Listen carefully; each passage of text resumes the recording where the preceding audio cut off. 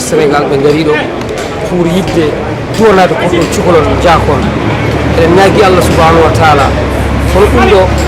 yo Allah ɓoynanen wasa addande en ha presse sénégal yare kono sa andi a tigui tigui gilɗi yimɓeɓe nanayma wona leeral yaara tigui tigui ko enen ɓiɓɓe fuutankoɓe jaara ko cukalon portina kon joggon fayideɓe tagi noon hande ala manque ɗo ɗo dariɗen ɗo hande presse aduna o fof ari le autorité ji gari l' état o ari kamɓe fof gari duwanade ɓe e juurade ɓe en ñaguima Allah subhanahu wa taala yo Allah yurmoɓe yafoɓe yo Allah harnuɓe aljanna yo Allah watton foftere mabɓe andi ɗum ɗo aɗani ɗum ɗo cortège président sénégal wona hande fuɗɗi soɗon jejjire en dañino ɗum e mayde Tidiane an hande noon aduna yahata kono ɓeydo en jiino fof boddi Tidiane an dañoɗen e cortège Ablaye Wade tourné waɗanno hande noon yani koye président Macky Sall kadi o waɗi fadde o waɗi no yoɗiri par ce que so dartini kadi o ari toon yiide ɗen gueɗe ma darnu ma andu ko wiyata noon est ce que Sénégal ene ko leydi démocratie walla ɗum ɗo kono enen gandi lamɗo o mawno wasde yeccitade kono ari o yeccitima en jii kadi d' ailleurs autorité ji ɗi fof gari ɗo en jiiɗo vice président assemblée nanɗo en jii porte parole l' état o ari woɗɗe autorité ji ardiɓe presse o gari donc noon ɗum wona boulet kadi so waɗi ɗum ko hunde fonde wonde lamɗo leydi o so tawi presse yarama goto o darima koɗe ma waɗi ko foti wadde par ce que hande gouvernement wawa yaade gaga presse kala koɓe mbaɗa ko enen kollata so tawi noon o waɗi ɗum yooɗi feewi o yonni kadi eɗen ñaagui Allah subhanahu wa taala no Allah yurmotoɓe yafoɓe yo Allah haɗum aljanna min beele yontani aussi yimɓe jurnito laamu ngu yurnito auto ji ɗi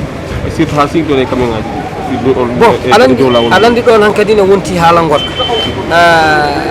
sinno wonano ɗum hande ono contexte gonaɗo mami hokke hen argument ji laaɓi aɗa andi fittanu yebetaki auto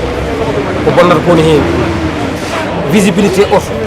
e visibilité wonɓe auto a yi ko waɗi ɗo ko hande ɗiɗo bojji e ɓeɗo jogaɓe yakar neɗɗo wawa auto wawa dogde ala frein ngaji auto so tampi foti ko foftade cortège président ene yaka ne rewa hen ɗon 2 heures avant walla 3 heures avant président ara kala ko yahanno foti ko darade ha yeehi donc no ɗum ɗo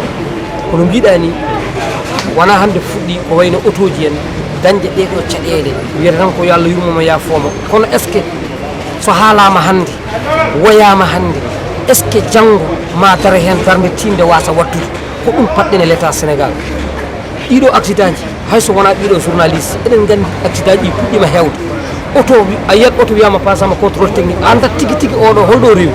ɗum ɗo noon foti ko darede fota waɗede cakan en jii noon sénégal ko ma tan yimɓe woda ko kewi so woodi ko kewi wulle ɗon balɗi tati yurmen nde waɗe so gasi wattaki suivi jiɗɗen noon golɗo kam président Macky Sall somo nana en walla o nanta en nan autorité ji nanen yoɓe daro ciibi e code de la route